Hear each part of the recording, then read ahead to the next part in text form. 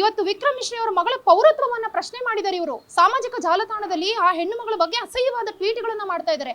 ಎಲ್ಲೋ ಒಂದು ಕಡೆ ಬಿಜೆಪಿ ಅವರು ಏನು ನಾವು ದೇಶಭಕ್ತರು ಅಂತ ಏನು ಮುಖವಾಡ ಹಾಕೊಂಡಿದ್ದಾರೆ, ಬಟ್ ಇವ್ರದ್ದು ಈ ನಕಲಿ ದೇಶಭಕ್ತ ಪಡೆಯೊಂದು ಸೋಷಿಯಲ್ ಮೀಡಿಯಾಗಳಲ್ಲಿ ಇದೆ.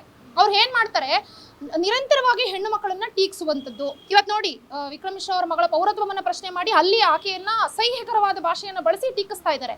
ಅಟ್ ದ ಸೇಮ್ ಟೈಮ್ ಇವತ್ತು ನಾನು ಇನ್ನೊಂದು ನಿಮಗೆ ಬೆಸ್ಟ್ ಎಕ್ಸಾಂಪಲ್ ಹೇಳಬೇಕು ಅಂದ್ರೆ, ಎಷ್ಟು ಅವರು ಮನುಷ್ಯತ್ವವನ್ನೇ ಕಳ್ಕೊಂಡು ನಡ್ಕೊಳ್ತಿದ್ದಾರೆ ಸಾಮಾಜಿಕ ಜಾಲತಾಣದಲ್ಲಿ ಅಂತ ಹೇಳಿದ್ರೆ, ರೀಸೆಂಟ್ ಆಗಿ ಪಹಲ್ಗಾಮ್ ದಾಳಿಯಲ್ಲಿ ತೀರ್ಕೊಂಡಂತ ಒಬ್ಬ ಏನು ಗಂಡನ್ನ ಕಳ್ಕೊಂಡಂತ ಏನು ವಿವಾಂಶಿ ಅವರು ಇವತ್ತು ಪಾಪ ಆಕೆ ಆ ನೋನಲ್ಲಿದ್ದಾಳೆ.